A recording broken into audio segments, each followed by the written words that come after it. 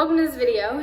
Thank you for clicking onto it. Today I'm going to reveal to you actual plans about world domination. It sounds like a joke, but I'm telling you, after you see these documents, you will see the truth.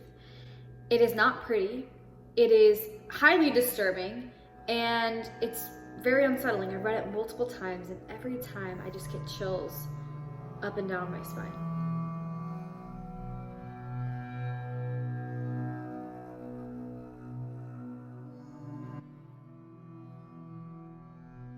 So if you and I want to see a change in the world, we first must be strong enough to face the truth.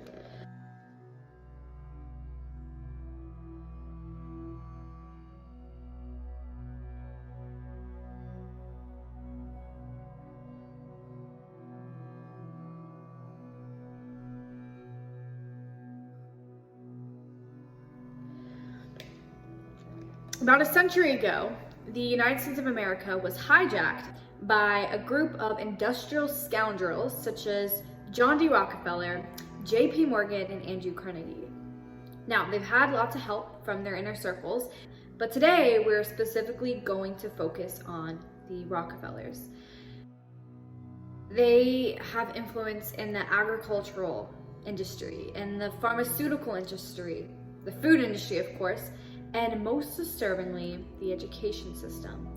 This is what angers me the most, because they are robbing the most sacred gift of all time, which is you and I's souls, the very day we are born. One of the ways that the Rockefellers have achieved, or attempted to achieve, world domination was back in the beginning of the 1900s. This plan has been in the work for a century, probably longer than that, but that's another video. They founded the General Education Board in 1902. And the General Education Board published a series of occasional letters. It was their cover letters, and there was 3 of them. And I have one of them here with me today. And the title of this paper is The Country School of Tomorrow, written by a man named Frederick Taylor Gates. Frederick Taylor Gates was John D. Rockefeller's closest business advisor. They were very, very hand in hand. Frederick Taylor Gates also co-founded the board along with John D. Rockefeller. And Gates served as the chairman of this board. He's not related to Bill Gates, trust me, I've done the research. But Frederick Taylor Gates describes his vision for the entire world. But keep in mind this, everything that Gates is saying applies to the entire board members, especially John D. Rockefeller.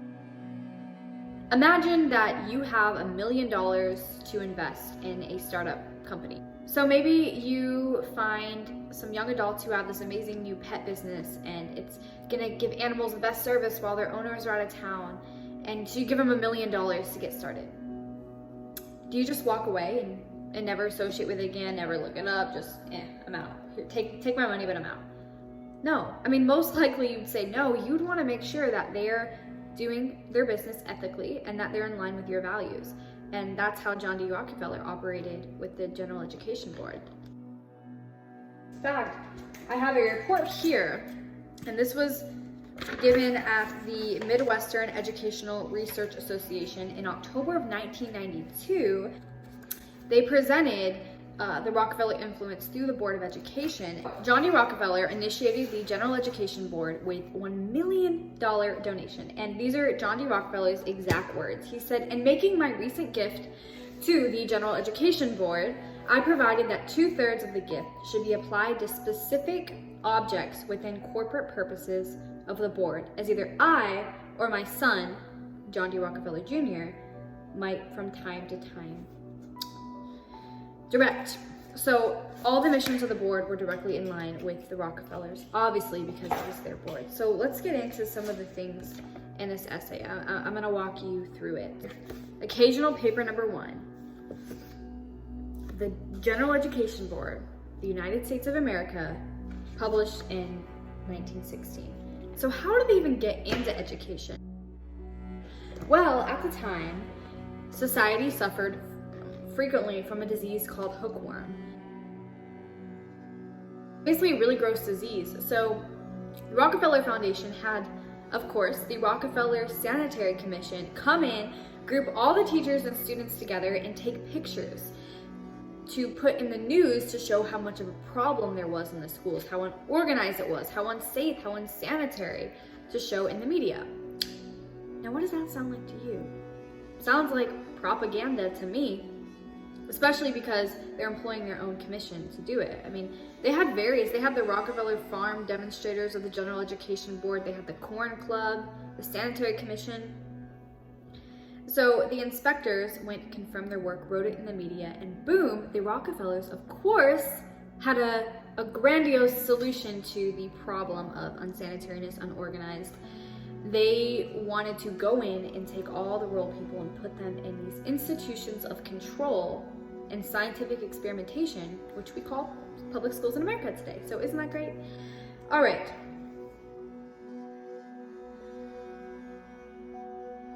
I'm going to read to you the public mission statement crafted by Frederick Taylor Gates himself, approved by John D. Rockefeller and the entire board, and bear with me here.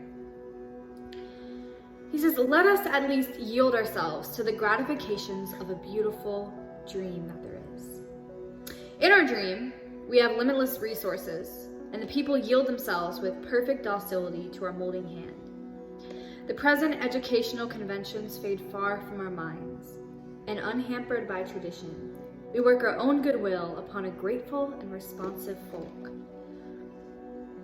We shall not try to make these people or any of their children into philosophers or men of learning or science. We are not to raise up from among them authors, orators, poets, or men of letters. We shall not search for embryo great artists, painters, musicians, nor will we cherish even the humbler ambition to raise up from among them lawyers, doctors, preachers, politicians, statesmen, of whom we now have ample supply. For the task that we set before ourselves is a very simple as well as a very beautiful one. To train these people as we find them for a perfectly ideal life, just where they are. Yes, ideal, under the skies and within the horizon, however narrow, where they first open their eyes. I can't believe that this is real. I mean,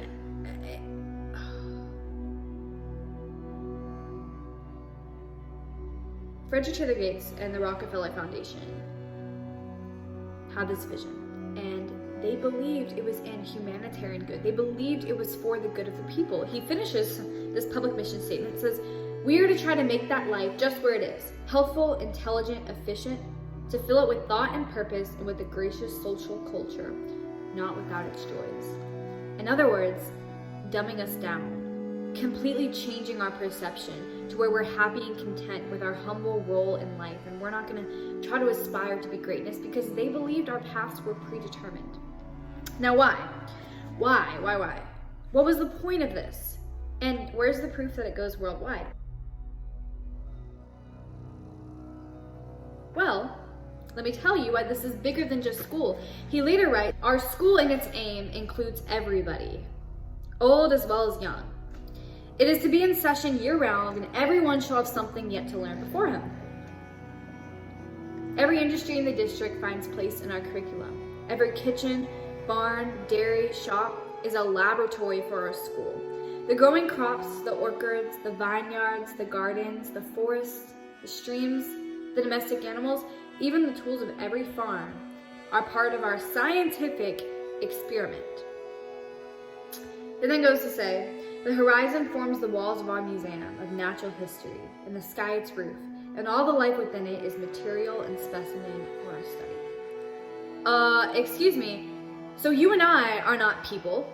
We are inferior to these Rockefeller Gates people because we are just material and specimen for their study, their scientific experimentation of schools. Just the entire world, everybody in it. Material and specimen with predetermined paths. This is where it gets interesting. He then says, we shall call to our aid, of course, the experts from the chemical and agricultural colleges and universities, our schools of forestry and veterinary medicine. They shall examine and report, they shall lecture and demonstrate before us and be in constant correspondence with us. These are very important, the chemical and agricultural colleges, schools of veterinary medicine, and forestry, because in 1959, the president of Harvard for over 20 years, wrote an essay called The Child, the Parent, and the State. And in that essay, he talks about a revolution that occurred between 1905 and 1930 in the public schools in America, which fits exactly around the time the Rockefeller Board of Education was founded, as well as when this was written. And in there, he doesn't ever describe what that revolution is, except a very, very, very subtle part that I found, because I knew that there had to be some kind of answers in there. And I found it. He said, one can almost speak of the revolutionary transformation of American higher education as a consequence of the flood of federal money that inundates institutions through the forms of land grants. And he says, but I shall not dive further into that in this volume. Land grants. Now, in the very beginning of my research, I found something that said, at the start of the 1900s, we had fewer than 1,000 colleges, but after the end of that century, there was an explosive growth in the number of colleges and the number of college attendees. And it was because of Congress land grant programs. So I went and I researched, and I found out land grant programs began in 1862, which is during the passing of the Morrill Act.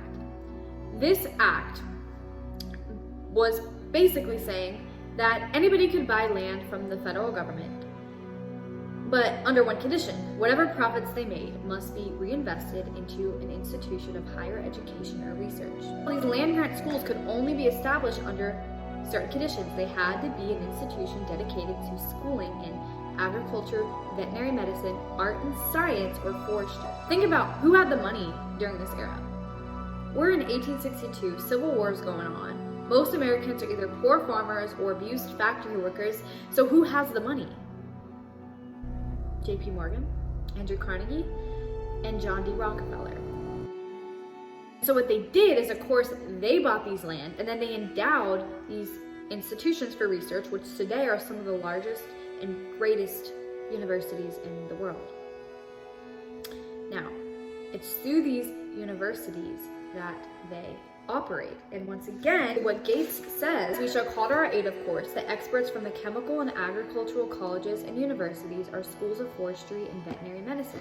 It's a direct correlation. The result of this revolution of higher education was caused by the industrialists like the Carnegies, the Rockefellers, all the people with money, because they wanted to create this utopian scheme, as John Taylor Gatto says, a utopian scheme of a workforce. Now, there's a direct connection between education and the economy. Anybody today would say that. I would argue that's where we went wrong. Education is not supposed to be so you can just work a job. What's the point of that? We've all submitted to this plan created by men like Gates and the Rockefellers to work jobs that we hate. Getting up every day to work for somebody else just to come home, eat, sleep, watch TV, fast food, whatever, and do it again. But we're not growing, right? We're not preachers, politicians, statesmen. We're not thinkers, orators, poets. We're factory workers. Maybe not in an actual factory, but think about your life. Is it almost like a factory? Like repetition? Like if you wanted to go travel the world tomorrow, would you be able to do it? So what they've done is they've destroyed all individuality, and the school system is designed to do that. They want to produce the perfect workforce. So there were key economic motivators behind this. Gates writes himself that the result of institutionalizing school in the rural areas would be, at the very least, an additional $240 million of added profits annually by cotton production alone. He also said that the corn clubs of the General Education Board are demonstrating through the South that from 2 to 5 times the present annual yield per acre will be worn from the soil. So corn, they can make an additional 2 to 5 times the amount of profits they're currently making, and per acre an additional $100 to $250. That's a lot of money, right? Especially an additional $240 million a year from cotton alone. But who's making this money, I ask? I guarantee you the farmer's not making any more money. Now, in these days, the farmers were shown these numbers and they were promised they would enjoy this money and all these benefits by agreeing to this new plan. Although it did happen very slowly, but they weren't getting the money. The factory work, you're not going to get rich working in a factory if you stay put. The people making this money are the industrialists, the leaders, the elite, just like Frederick Taylor Gates.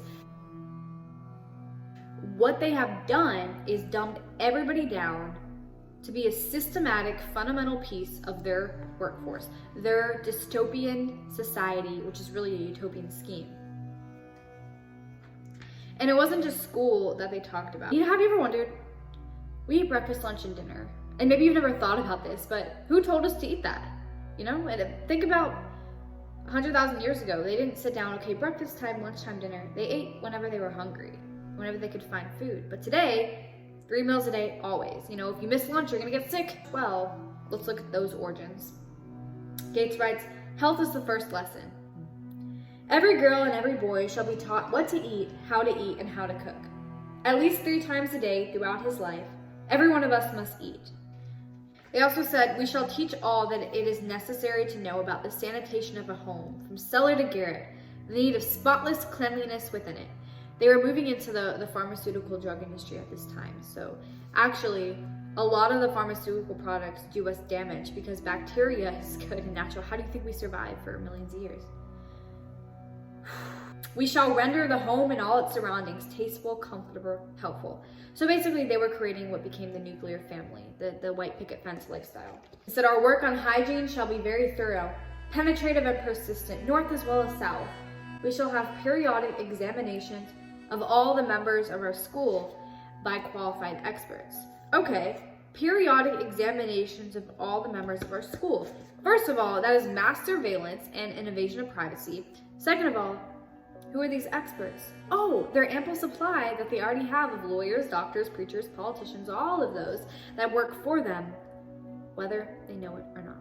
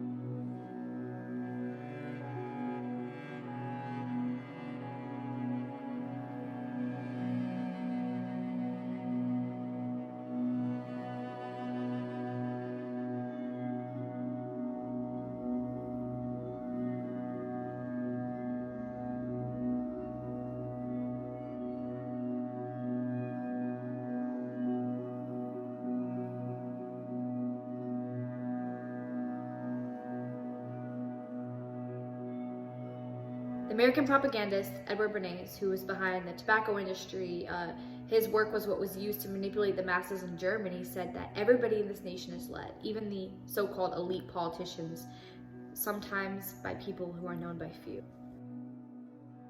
They constantly keep saying, we are now prepared to teach these children to conquer and harness nature within their horizon. That phrase pops up time and time again, within their horizon. They don't want you to think bigger. Have you ever wondered why we always hear, we don't always hear this, but you go online, you read about people like Bill Gates, Mark Zuckerberg, who didn't have a college degree. You read about Benjamin Franklin. He was in George Washington. They didn't have schooling, but look what they did. We still talk about them today, hundreds of years later. Ellen DeGeneres didn't have a college degree. Milton Hershey, the dude who made Hershey's chocolate, no college degree. Steve Jobs did not graduate college because they use their brain to actually think and be creative and employ ideas. Have you noticed any actual individual thinking is completely discouraged in schools? They want to absorb you so much in their own work that you can't think for yourself.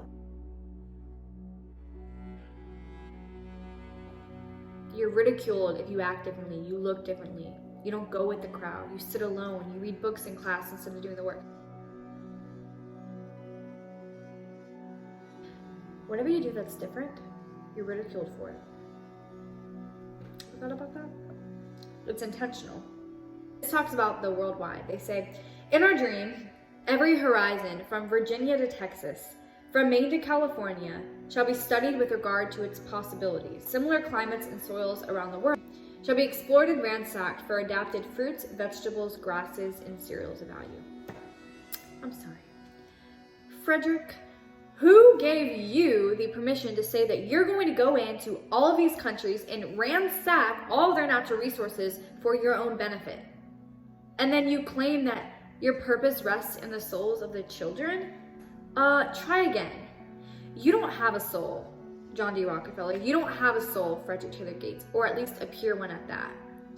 You have robbed people's souls from the day that they were born. You have taken the most sacred and beautiful gift away from masses of people to work as lumps of dough in your factory. That's what they see of us. It's the day we open our eyes, okay? Our visions about health, pharmaceutical industry, jobs, all of it was designed by them. And this was the birth of it, holding it right here.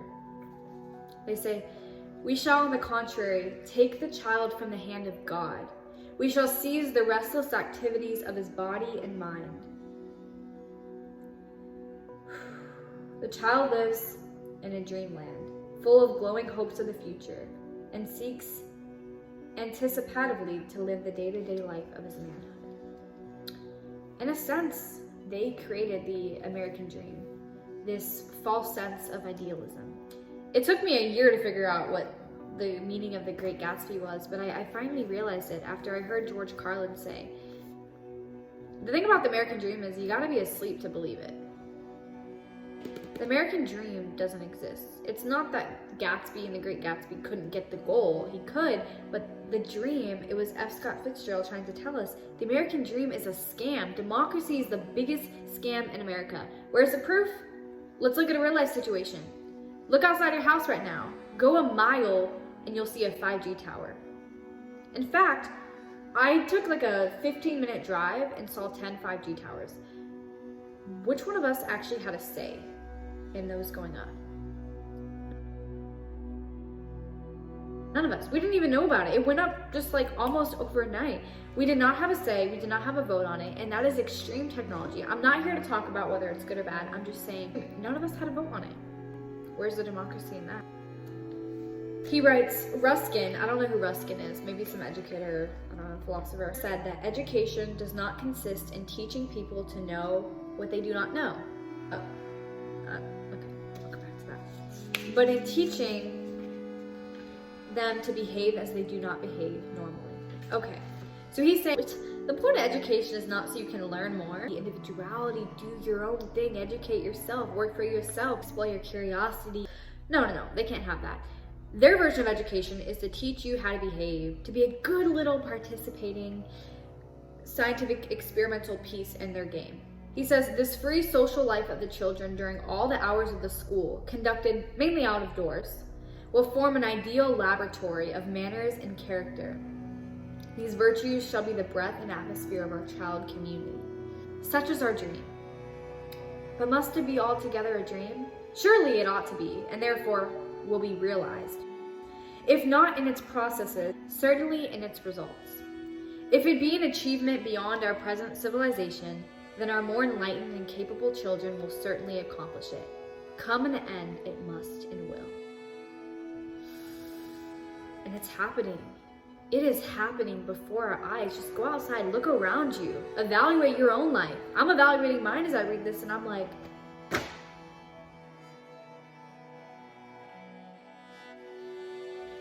he writes, we shall have to look to our colleges and universities to furnish teachers. We will elaborate effective methods for the worldwide extension of our civilization. I'm sorry, I don't want to live in a world like this. I would rather die at 20 years old, creating my own life, than live to be 100 years old in this fucked up world. I'm telling you, excuse my language, I am just in disbelief at more so how they think that they've done this in noble intentions. I mean, when you read this, the wording that Gates says, he really thinks that he's doing humanity a deed. But look at what he's created. Depression rates are at an all-time high. People don't realize the food they're eating is practically killing them. Pharmaceutical drugs are not a natural remedy at all, but we're lied to every single day of our lives. They have invaded institutions of education and turned them into institutions of scientific experimentation. Now, as we wrap up, I want to talk about one more thing. So in the public mission statement, Gates says, when he's talking about, we don't want to make people into preachers, lawyers, doctors, politicians, all of that, because they have ample supply. People aren't immortal, right? You would agree. So how do they have ample supply? That's why the school system is set up. That's why we have standardized testing to determine where you're going to place in the real world. And the funny thing is, it's not even accurate. Think of this. Is there ever going to be a time in life when, you're a doctor and then a patient comes in and says, yeah, before you examine me, can I see your SAT scores? No one cares about that. These things don't matter in the real world. What is the purpose of high school then? Well, obviously for the working force. But Gates talks about this. He says, thus, the common school is adapted to select pupils for the high school. The high school is adjusted to select and send up annually to the quote college a quota of students prepared in the 14 units required for a college entrance by the Carnegie pension system. There we go again with the Carnegies. Carnegies created those credits, high school credits, which were originally called Carnegie units. They also were a leader in the development of standardized testing. And Gates says the college in turn funds its ends in the sheepskin and the cap and gown. The colleges will studiously employ themselves in carrying the civilization with all its blessings downward to the people on the soil. The college campus will extend to the boundary line of the state. He says the university writes the laws that go in the state books. The university professors guide and control the main departments of state administration. There is no limit to the financial resources which a grateful people are placing at the disposal of learning. That's his way of saying there are no limits because all you people are funding this. When he talks about his dream, he says, our dream. Well, it's just a dream, but surely come in the end it must and will. The following line says, but the cost? The cost of money will be limited. The gain in money will be limitless. Money flowing into their pockets that you and I were funding. Even if you're not actively paying. I mean, your taxes fund the school system. All of us still going to school in these research indoctrination institutions, we're active customers every single day. He says, we inherit a kingdom that has awaited us from the foundation of the world. To write the laws of obedient states. To know the love of a reverent, grateful, and generous people.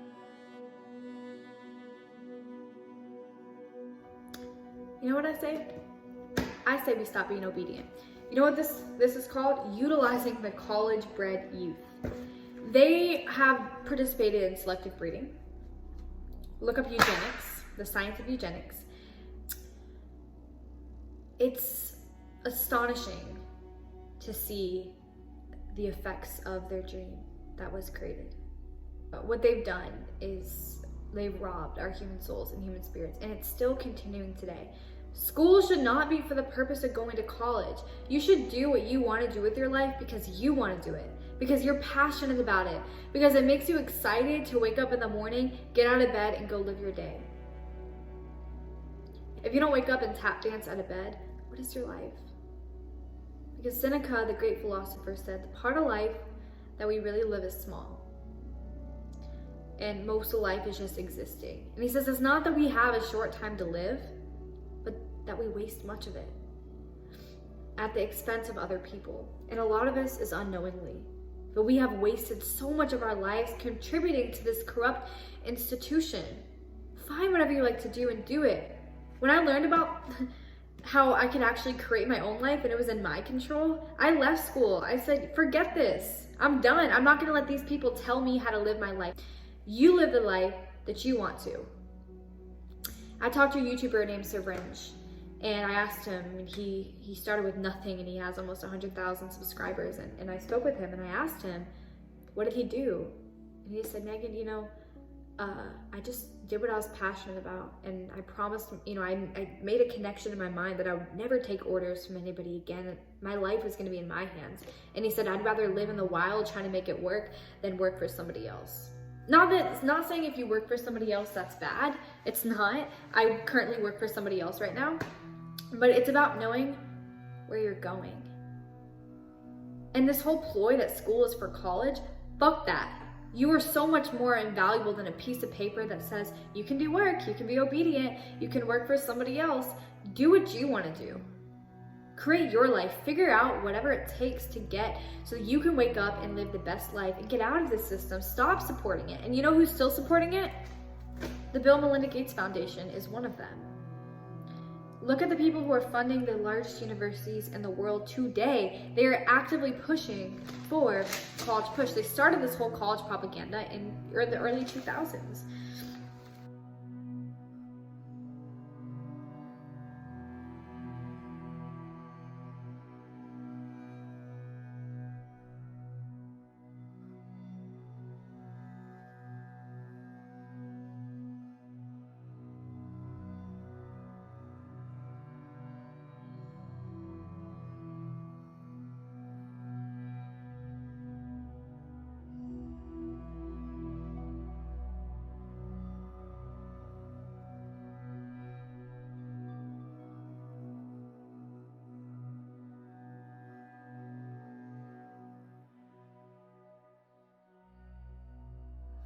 Bill Gates, on February 26, 2005, said every state needs a strong intervention strategy to improve struggling schools. This needs to include a team of experts. Who are these experts, though? Who are given the power and resources to turn things around. Or why don't we restore the power to the people? Why don't large corporations and governments stop intervening and making a uniform curriculum for everybody to follow when everybody's a unique individual and they can teach themselves?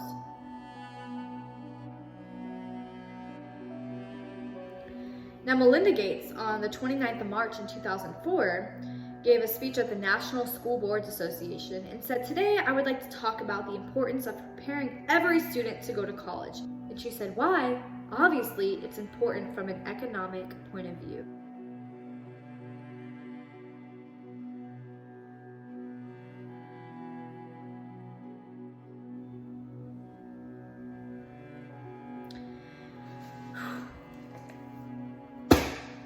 If you live your life just to make a piece of paper that has no real value in America, other than the fact we believe $20 is $20, you are wasting your life. You are being exploited, whether you know it or not, at the expense of corrupt institutions that want to control you the day that you were born and create a narrow horizon so you never advance from it. And when you do, they want to shut you down. Now, when we look at this and we say, okay, so this is the truth. These are actual documents. This is no conspiracy theory. These are facts, and make of it what you will. But hear me out. I understand Bill Gates is the richest person in the world, or second, maybe Jeff Bezos overshot him. And I respect him. You know, honestly, I do. I mean, he's self-made. He didn't have a college degree. He's proof that an individual can become anything they want when they put their mind to it. I mean, if it wasn't for Bill Gates, I probably wouldn't be filming this right now and using my computer to upload it. But this one I have a problem. I don't have a problem with people figuring out how to make money and being successful. I have a problem when they do it at the exploitation of other people. The purpose of school should not be to make money. The definition of education is an enlightening experience. You can learn how to make money, this simple formula. Figure out how to make money doing something you love. Know how to be smart with your money, what you should spend it on. And then 3, invest it into an asset you understand. You could teach that to a 5-year-old. But obviously our schools don't teach us that because they don't want us to know how to do that. They want us to work for them, their companies, and they're large, massive companies. The plan here has been in the works for a century and longer. So what do we do? What do people like you and I do?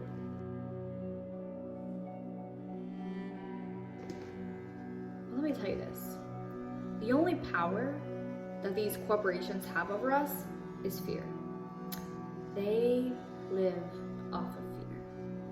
They instill the fear of poverty in us. So we try to accumulate and save money or work for money because we're so afraid of being on the street. They instill the fear of ill health in us, that we're gonna die early if we don't take these pills. They instill the fear of criticism in us, that if you say something that's different and that stands out, that you're gonna be shut down immediately. You're gonna be quieted, you're gonna be eradicated from the group and shunned. They instill fear after fear after fear. And you know what? I'm done. I'm not afraid anymore because I know the power that I have. I know that I'm more than just a random human being. No, I'm an individual thinker. We are spiritual beings living a human experience. The potentialities in your life are limitless. So I say, expand out of this narrow horizon that Frederick Taylor Gates and John D. Rockefeller and the industrial scoundrels have created, and create your own. Stop supporting these institutions. Homeschool your kids. Find a way to self-educate. Figure out how you can live a life where you wake up in the morning and you say, this is what I'm gonna do because it makes me happy and I love doing it. And don't be afraid. Being afraid gives them power. And we don't need to give them any more power than they have. And really, they are the ones who initiated this revolution, but it wouldn't have happened without you and I's help. Without humanity's help. It's like a business. If everybody in the world stopped going to Starbucks, for example, what would happen? It would close down because it would lose all of its customers. So imagine if everybody petitioned and said, no, school and education are not the same thing. I'm not going to waste my time in this institution of scientific experimentation when I can be getting a real education through reading books, finding mentors, watching smart people on YouTube, reaching out to people who have become successful, interviewing them and saying, how did you get there? Going out in the real world, living on your own, whatever that is for you, you can get an education for so much cheaper than a schooling. And I know I don't want to be part of this scientific experimentation anymore. And it's time that we take control back. It's time that we stop being afraid and starve the beast of its power. And it's time we wake up and acknowledge the truth. I refuse to support these institutions, and I really hope that you feel the same. And if not, I won't force you to believe anything, but I'm just saying, acknowledge what's really happening here. Know the potentialities in your life because you are capable of so much more than these institutions will ever tell you. They are robbing you of your spirit.